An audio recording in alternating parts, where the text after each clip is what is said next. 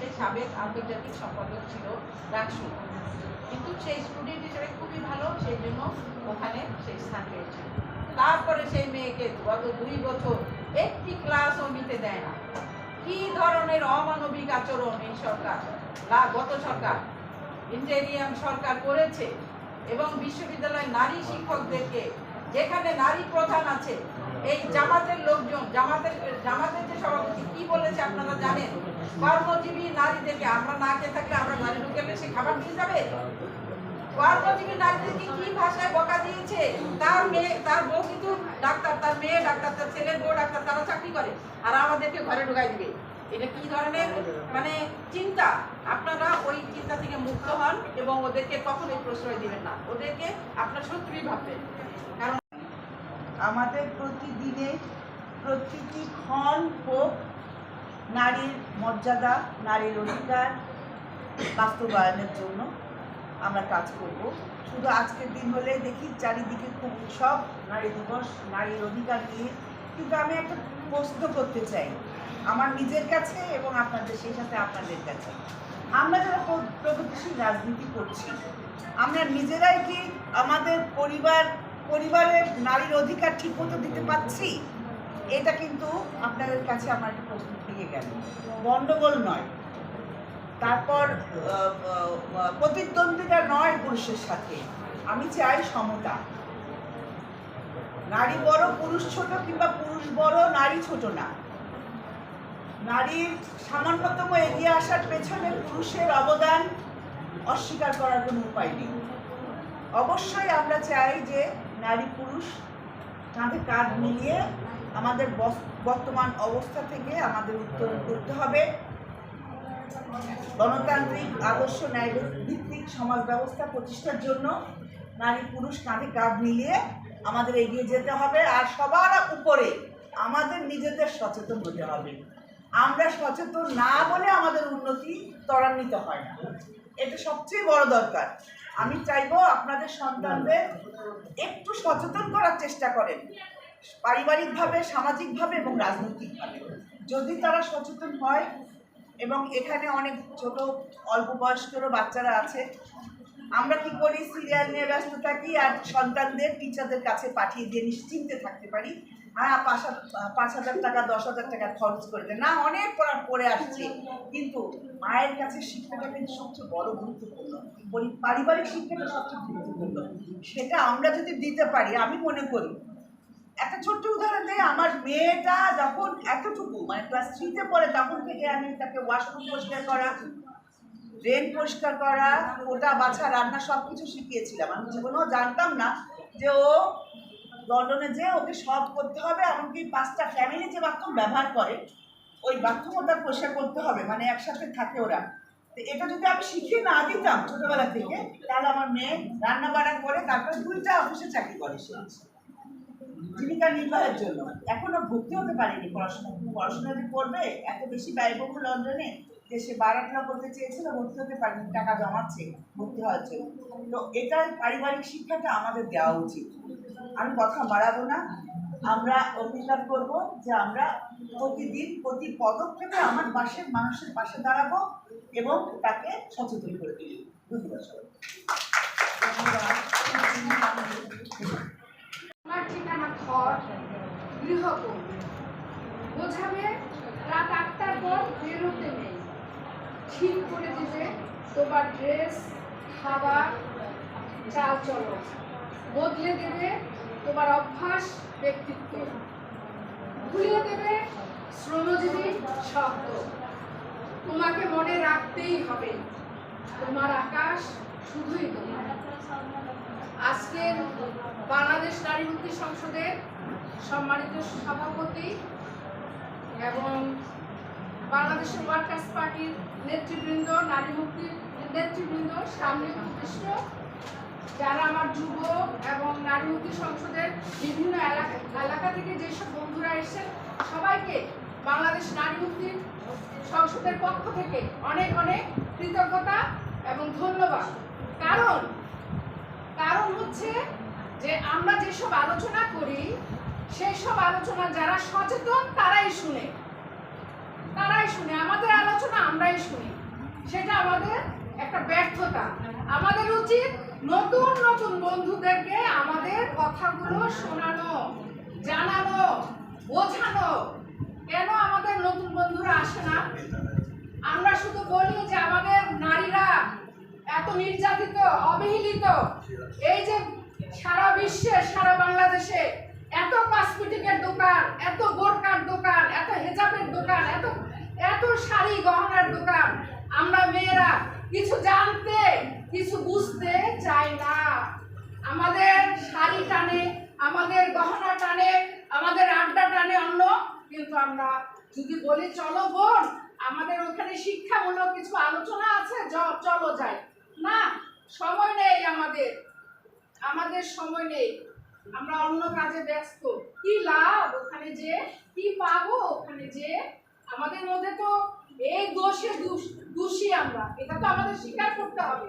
ওই যে এখানে যারা আছেন সামনের কাতারে সবাই আলোকিত মানুষ, আপনারাও আলোকিত, হয়তো বা এই শাড়িতে বসেন নাই। আমরা মনে প্রাণে বিশ্বাস করি আপনাদের মধ্যে অনেক অনেক প্রতিভা আছে, অনেক অনেক প্রতিবাদী সত্তা আছে, কিন্তু সুযোগ এবং সময়ের কারণে সেটা আপনারা ফোকাস করেন না।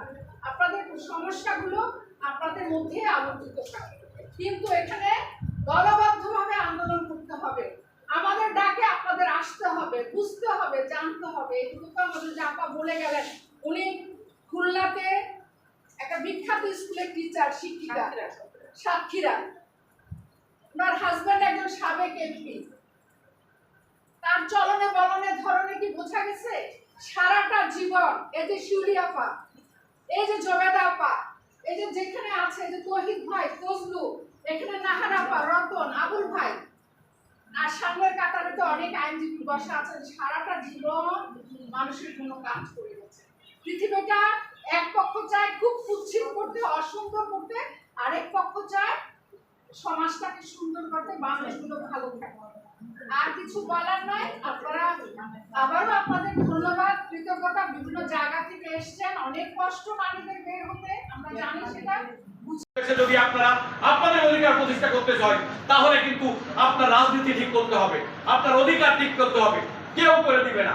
আপনি চুপচাপ থাকবেন, আপনি নিগৃহীত হবেন, নির্যাতিত হবেন, এবং যদি অপশাসন আসে সব থেকে বেশি আপনি ঘরে ঢুকে যাবেন। লাকি যে কথা বলছিল, তখন আপনি শপিং নিয়ে যেতে পারবেন না, আপনি আপনার মতো করে হাসতে পারবেন না। আপনার হাসিও কন্ট্রোল করবে তারা, আপনার কথাও কন্ট্রোল করবে তারা, আপনার চলা কন্ট্রোল করবে তারা, আপনার চুল ঢেকে দেবে তারা। ফলে আপনি যদি সুস্থ স্বাভাবিক মানুষ হিসেবে, নারী না মানুষ হিসেবে বাঁচতে চান, সেই সমাজ ব্যবস্থা আপনাকে তৈরি করতে হবে, সেই রাষ্ট্র ব্যবস্থা তৈরি করতে হবে। আমি বলবো আজকে এইখানে যারা উপস্থিত হয়েছেন, আগামী যখন 8ই মার্চ করবেন, অনেক বড় প্ল্যাটফর্মে আপনারা করবেন, এবং সেদিন আপনারা প্রত্যেকে কথা বলবেন। আমরা এই পাশে থাকবো না, আমরা ওই পাশে থেকে আপনাদের কথা শুনবো। কিন্তু নিজেদেরকে সেইভাবে তৈরি করতে হবে। সেই তৈরি হওয়া আমরা দেখতে চাই, সেই মানুষ আমরা দেখতে চাই, সেই নারী আমরা দেখতে চাই। নারী এখানে লিঙ্গের পার্থক্য মাত্র। আপনারা যে মানুষ, সেই মানুষ আগামী দিনের মানুষ হিসেবে আপনারা তৈরি হবেন। সেই আহ্বান জানিয়ে আমি আমার বক্তব্য শেষ করছি। নারী সমাজের জয়।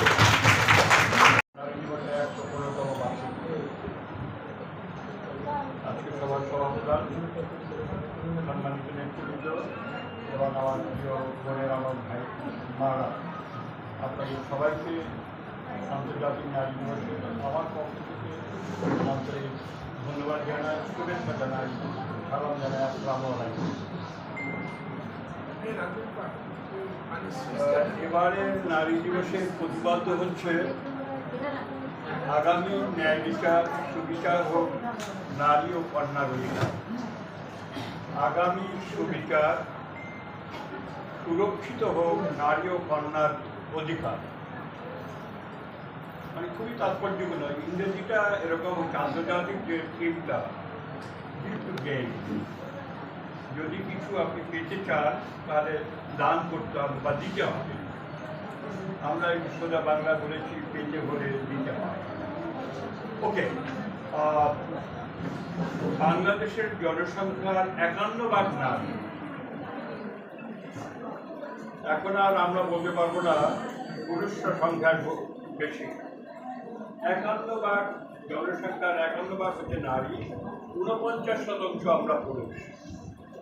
এই বলবান পুরুষের উদ্দেশ্যে আমাদের জাতীয় কবি কাজী নজরুল ইসলাম বলেছেন, কোন দেশে কোনো কাঁধে হয়নি তো জয়ী পুরুষের তরবারি, শক্তি জুগিয়েছেন, প্রেরণা দিয়েছেন বিজয়ের ভক্তি। নারী শক্তির প্রেরণা ছাড়া কোনো কিছুই বিজয় অর্জন করা সম্ভব না। প্রত্যেকই ঘরের দিকে তাকায়, আমাদের পরিবারের দিকে তাকায়। যদি বাবা মার শান্তিতে না থাকে, ওই পরিবারটা শান্তি থাকে থাকে না। তার একটা প্রভাব পড়ে সন্তানদের উপর। ফলে নারী পুরুষের সুসম্পর্ক একটি মানবিক সম্পর্ক। আমরা উভয় মানুষ, এই মানবিক সম্পর্ক পরস্পরের সম্মান করা, পরস্পরকে শ্রদ্ধা করা, পরস্পরের প্রতি রেসপেক্ট শো করা, এটাই তো একটা মানবিক সম্পর্ক। তো আমাদের এই গত 18 মাসে আমরা ইলেকশনের সময় লক্ষ্য করেছি যে বিশ্বের রাজনৈতিক দল নারীদের উদ্দেশ্য করে বলেছেন ইত্যাদি ইত্যাদি খারাপ ভাষা বলেছেন। আমি জানি না উনি মায়ের সন্তান কিনা, তিনি কি মায়ের বাপের পেটের থেকে জন্মগ্রহণ করেছেন না মায়ের গর্ভ থেকে জন্মগ্রহণ করেছেন। যদি তিনি মায়ের গর্ভের থেকে জন্মগ্রহণ করে থাকেন তাহলে তার মাকে ওই রকম শব্দ ব্যবহার করা উচিত না। আমি শব্দটা এখানে বলতে চাই না, শব্দ। ঢাকা বিশ্ববিদ্যালয়কে বলেছেন, কি বলছেন আমি এটা বলতে পারবো। ঢাকা বিশ্ববিদ্যালয় নাকি বড় একটা ইত্যাদি। তো এইরকম অসভ্য রাজনীতিবিদরা সেই রকম একটি দেশে আমরা নারীরা কিভাবে নিরাপদ, কিভাবে নিশ্চিত করা যাচ্ছে। আমার এক বন্ধু একসময় বলছিলেন, আমরা এমন একটি দেশ চাই যে নারীরা দুপুর পায়ে রাত 12টার সময় রাস্তা দিয়ে হেঁটে যাবে নির্গুণ করতে, এরকম একটি সমাজ আমরা দেখতে পাই। কিন্তু আমরা কি সেটা পারি? আচ্ছা, রাত 12টার সময় বেরোন না কেন? রাস্তায় কি বাঘ থাকে, শিয়াল থাকে, ভল্লুক থাকে, কে থাকে? আমার মতো একটা মানুষ থাকে। সে আবার একেবারে কাছের লোক, আমারই বাবা, কিন্তু সে এমন রূপ ধারণ করে নারীদের প্রতি যে বাঘের মতো হিংস্র, পশুর মতো পশুত্ব তার মধ্যে। এই জন্যই তো দুর্গা পূজায় মা দুর্গার সামনে অসুর থাকে, অসুর বধ করতে হয়। মাঝে মাঝে এরকম অসুর বধ করতে হয়। অসুরকে পুরুষ দানব, ওই পুরুষটা দানব হয়ে যায়। এই দানবকে ধ্বংস করার জন্য দুর্গার আবির্ভাব হয়। দুর্গাকে নারী, মা, নারী মানে মা, সেই জন্য মা দুর্গাকে আমরা দুর্গা ভাবি। তিনি আর কিছুই না, তিনি মায়ের শক্তি, এবং মায়ের শক্তি এতই শক্তিশালী যে তার সামনে সবকিছু মাথা নত করতে পারবে না। এবং সেই অসুর এক সময় এই মা দুর্গার কাছে মাথা নত করেছে এবং ক্ষমা হয়েছে। তো আপনাদেরকে সবাইকে মা দুর্গার আসনে আসীন হতে হবে, মা লক্ষ্মীর আসনে আসীন হতে হবে, মা সরস্বতীর আসনে আসীন হতে হবে, মা কালীর মতো হিংস্র হতে হবে, বা সাহসী হতে হবে, হিংস্রটা সাহসী হতে হবে।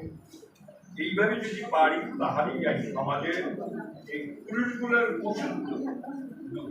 আপনাদের সবাই শুভকামনা করছি, সবাইকে ধন্যবাদ এবং ধন্যবাদ।